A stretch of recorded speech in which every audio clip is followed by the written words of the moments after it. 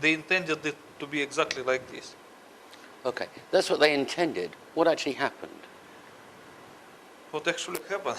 Okay, I will try to explain to you. As you remember, I explained to you before that not only the underground cavity would be created, but it would be surrounded by the crushed zone, which will be filled with a pulverized material, and the damaged zone. So I have another drawing. It is also from my book. That the demolition idea actually looked like this.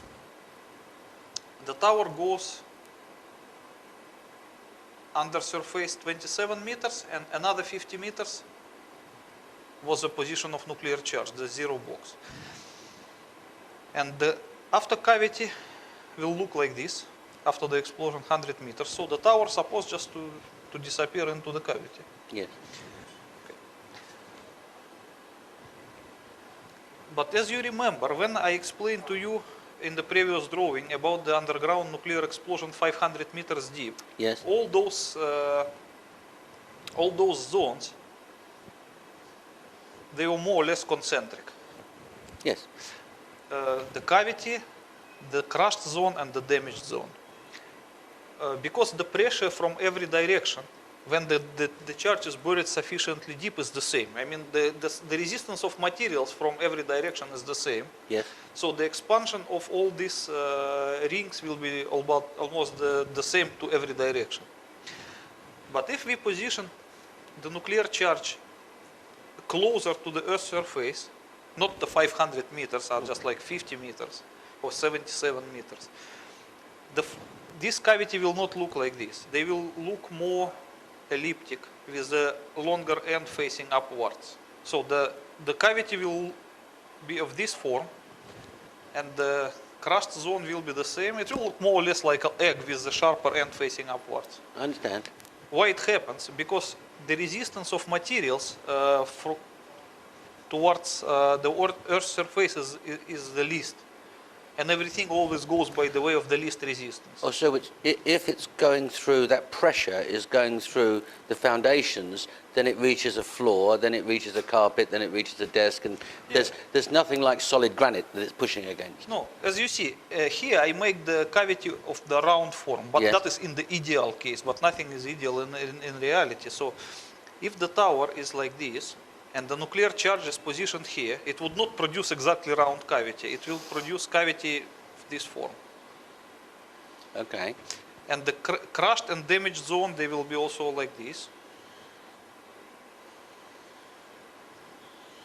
Because they will tend to expand by the way of least resistance towards the Earth's surface, rather than to these directions. Because here the resistance of materials is much stronger than this way. So it's just pure physics. And the other thing that you have to consider, that granite around here is more or less solid and strong material, while the tower is half empty. And even though it is steel, but it provides different resistance of material compared to granite. That's why the expansion by the tower structure of these zones will be much longer than it underground case.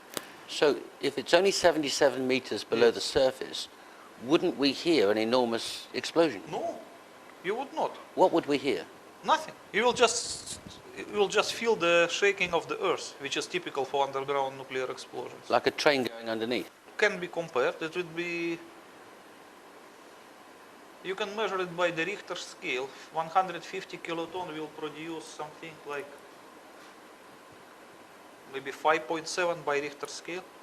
It's enough Right. to So feel. when the fire chief, when the fireman testified when he left the Marriott Centre and felt the ground shaking, Yes. and then looked up and the South Tower was coming down. Yes, that is very reasonable explanation, because this expansion of these zones towards the tower structure took a few seconds, because once the nuclear explosion happens, at this time the earth was shook like earthquake, and then the pressure of gases begin to expand the cavity and to create these zones which will continue by the tower structure. And between the actual shaking and this process will be a few seconds. I guess in the it was 12 seconds, as you can see in the movie. We have one movie. Look at this one. This is one of the rarest movie that contemporary. You can see that the tower begins suddenly to shake. Yes. And you can see it in this. And then you can measure, you can count 12 seconds and the tower started to come down. So it takes 12 seconds for what to happen? For these 12 seconds, the pulverization wave was propagated towards the tower, towards the tower end. Pulverization, Yes. that means the pressure causing a crash zone?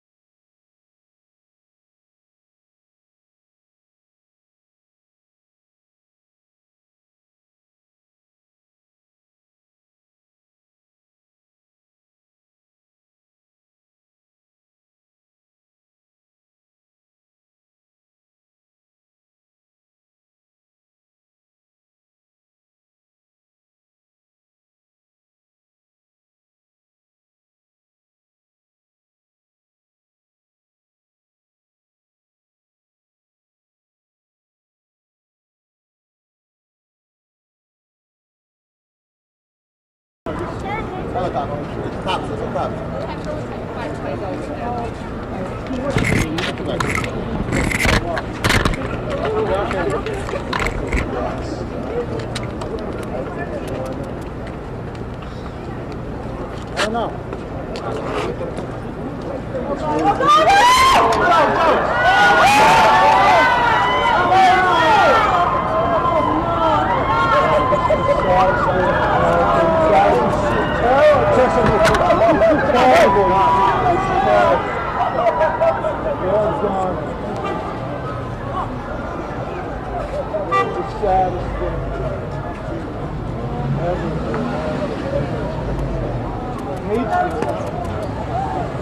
Everything that's going on around our world, we don't see it.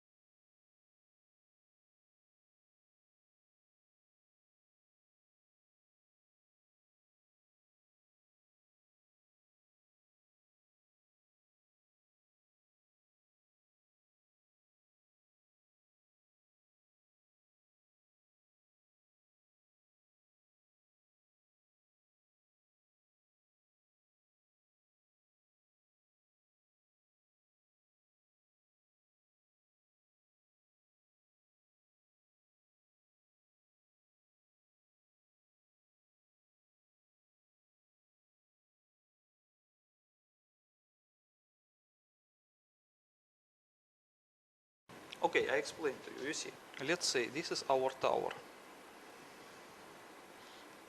And this is the Earth's surface. Our nuclear charge is here. The first, it will create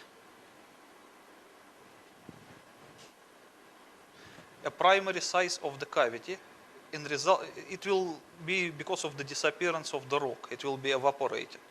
And then the pressure of the gases, which is a former rock, will try to expand the cavity. So it will expand the cavity a little bit. And then the next area will be already compressed by this process. So it will create the three zones. The outer one is a damaged zone. This is the border of damaged zone. And this is the border of crushed zone. And this is the border of the cavity. And all of them will expand, mostly to this direction. So before the foundation of the tower will be reached by the border of expanding cavity, it will be first reached by the border of the damaged zone, which will continue to propagate upwards until it reaches some maybe 350 meters.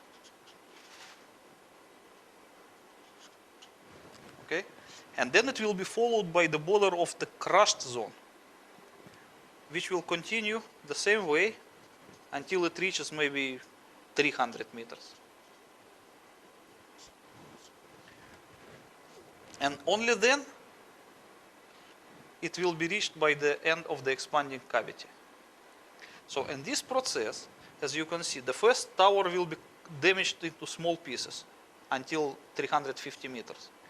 And immediately it will be also pulverized up to 300 meters. So this will be dust, complete microscopic dust. So the Very tower, typical the for the crushed steel, zone. the computers, the desks, the chairs, the Even carpet, the human beings. dust.